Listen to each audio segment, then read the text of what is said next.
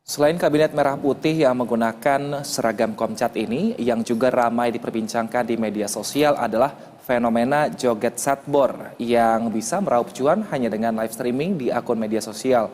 Ternyata aksi joget ramai-ramai ini dilakukan warga Kampung Margasari, Kabupaten Sukabumi, Jawa Barat.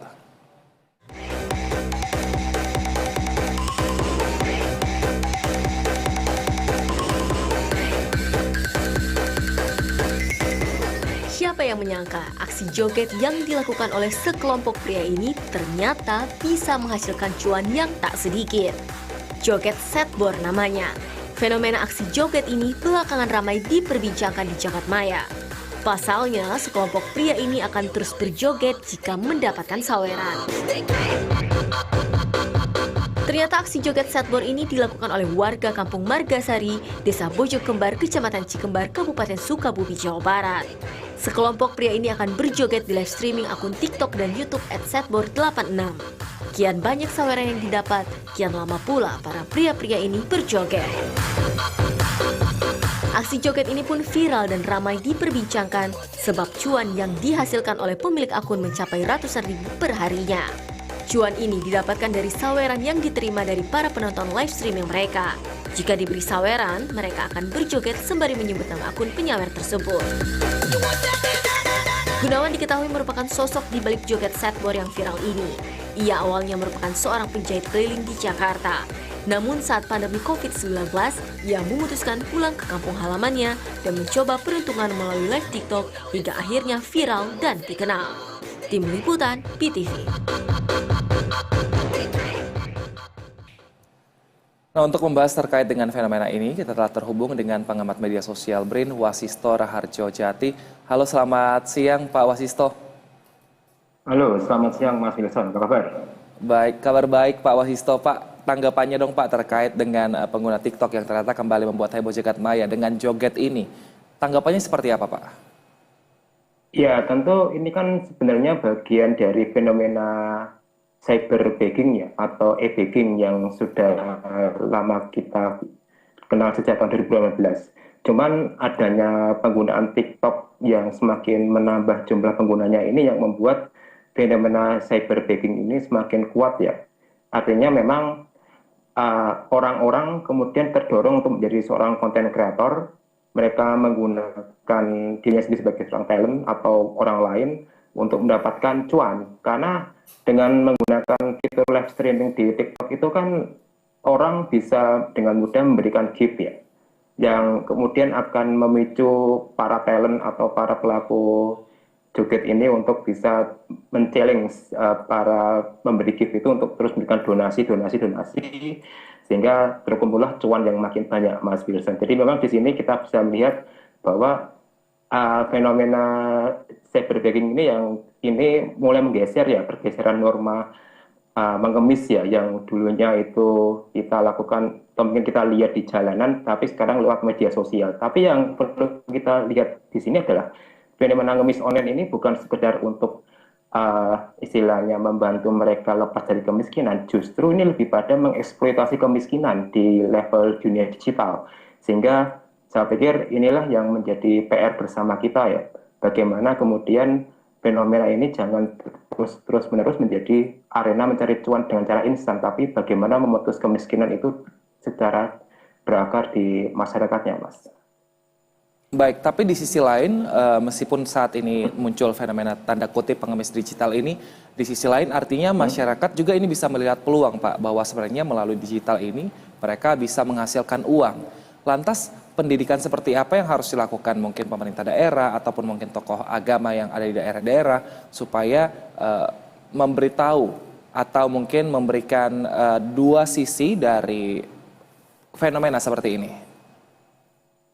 Ya, tentu kalau fenomena ngemis online ini, kalau kita lihat tidak hanya sekedar joget satbor ya, di mana-mana pengemis pun sekarang sudah live streaming kan kalau mengamen di jalanan. Nah, tentu di sini menimbulkan dua sisi ya. Artinya di sini kita bisa melihat adanya kreativitas dari masyarakat untuk menjadi seorang content creator, tapi di satu sisi kita melihat bahwa eksploitasi terhadap masalah pribadi, kemiskinan itu makin lama makin juga viral untuk dijadikan arena cuan kan. Jadi disinilah yang kita perlu lihat bagaimana kemudian peran dari para stakeholder, pemerintah atau mungkin tokoh masyarakat itu untuk bisa memberikan arahan ya, memberikan nasihat bahwa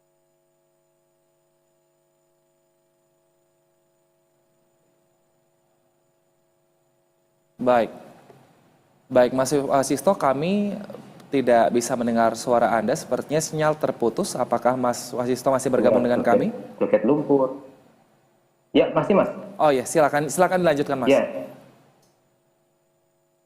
ya, jadi kalau kita lihat memang di sini fenomena joget skateboard ini menimbulkan dua sisi yang berbeda ya. Satu sisi kita melihat adanya semacam kreativitas dari masyarakat untuk menjadi seorang konten kreator, sehingga mereka kemudian berpacu untuk menghasilkan konten-konten yang menarik. Yang kedua, kita bisa melihat kemiskinan itu makin tereksploitasi di sosial media. Artinya orang-orang kemudian mudah terhanyut dengan narasi kemiskinan itu, kemudian memberikan gift, dan itu akan terus-menerus terjadi di masyarakat. Jadi saya pikir di sini peran dari pemerintah atau tokoh masyarakat di level bawah itu penting ya untuk mendisiplinkan para masyarakat ini jangan terlalu sering-sering posting atau kemudian memviralkan kemiskinan yang mereka dera atau mungkin memperlihatkan sesuatu yang mereka derita sehingga itu maka justru menimbulkan penyakit sosial ke depannya, Mas Wilson. Baik. Nah, tapi kan juga kita tidak bisa mengontrol algoritma dari sosial media yang muncul di sosial media kita masing-masing. Nih, Mas Wasisto, kira-kira kalau sudah seperti ini konteksnya, apa yang juga yang harus dilakukan apakah juga perlu ada penyuluhan ke masyarakat bahwa memang ini sesuatu yang viral hanya sifatnya sementara, artinya butuh ada pemasukan yang jangka panjang. Apakah juga perlu ada pembekalan mengenai pengelolaan keuangan misalnya yang sudah didapat sekarang ini supaya bisa dampaknya jangka panjang nanti untuk keuangan mereka, Mas Wasisto? Iya, memang kalau kita lihat fenomena ngemis online ini kan membuat orang-orang makin tidak produktif ya, Mas Wilson ya. Artinya mereka kemudian tereksploitasi untuk membuat konten yang viral sehingga makin disukai oleh masyarakat karena logika algoritma itu kan.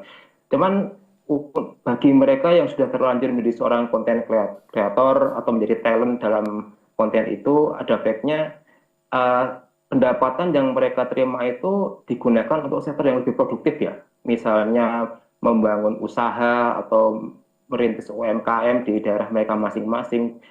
Artinya jangan kemudian terlalu bergantung pada konten-konten yang viral seperti ini, karena yang kita lihat memang konten-konten viral ini kan sifatnya sementara, hanya tergantung pada trending topik yang terjadi di periode tertentu kan. Jadi akan lebih baik kemudian masyarakat itu yang sudah terlanjur menjadi seorang talent atau konten kreator ini tidak terus-menerus menjadikan ini sebagai sumber cuan ya, tapi mengalihkan sedikit demi sedikit sumber pendapatan yang mereka terima itu ke sektor-sektor yang lebih produktif yang tadi kita diskusikan, ya, misalnya UMKM dan sebagainya, Mas Wilson.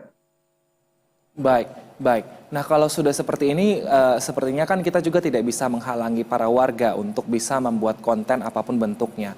Nah, tapi kalau misalnya kita melihat bahwa fenomena mengemis online ini tidak hanya terjadi memang di Indonesia, tapi juga bahkan sampai dunia asing juga pun melakukan hal ini.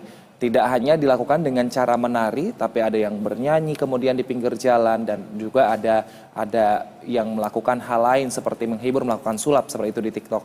Nah, kira-kira perlukah ada aturan yang dikeluarkan pada saat ini oleh mungkin kementerian yang baru atau mungkin bahkan dibuat undang-undangnya supaya konten digital yang diberikan atau yang diupload oleh masyarakat ini sifatnya harus yang mendidik atau menghibur dalam tanda kutip yang juga harus mendidik seperti itu, Mas Wasisto? Iya, tentu kalau kita lihat fenomena pelarangan digital ini kan selalu akan menimbulkan reaksi di dunia sosial media ya, Mas Wilson. Jadi memang kalau kita lihat yang paling penting sekarang mungkin lebih pada himbauan ya, himbauan pada masyarakat yang terlanjur menjadi konten kreator ini untuk bisa mengalihkan ke sektor-sektor yang lebih produktif atau yang sektor lain lah. Karena memang di sini kita harus akui bahwa ini memang bagian dari fenomena global yang terjadi di mana-mana. Cuman kita perlu menegaskan kembali bahwa fenomena ini kan lebih pada konten yang sifatnya menghibur ya, entertaining, bukan sifatnya ekonomis. Jadi saya pikir memang di sini yang paling utama adalah bagaimana dinas sosial di masing-masing Pemda itu bergerak aktif ya, mensosialisasikan bahwa boleh menjadi seorang konten kreator, boleh menjadi seorang talent dalam sebuah konten, tapi jangan kemudian itu terus-terusan atau menjadi candu ya. Karena kalau misalnya menjadi candu secara kontinu, itu akan menimbulkan fenomena kemalasan di masyarakat. Jadi orang-orang kemudian yang dulunya di sektor produktif atau menjadi seorang petani atau penjahit atau hal lain yang sektor informal lain, sehingga kemudian mereka beralih menjadi konten kreator. Dan ini saya pikir akan kurang baik ke depan, Mas Wilson ya. Baik, kita akan nantikan seperti apa kebijakan dari pemerintah daerah dan juga pemerintah pusat, dan juga kita harapkan semoga warga lagi-lagi tidak terlena dengan sesuatu yang viral di media sosial. Terima kasih atas waktu dan juga informasinya pengamat media sosial BRIN Wasistor Harjo Jati sudah bergabung bersama kami. Sehat selalu. Sehat selalu. Pemirsa, seorang polisi gadungan memperdaya dan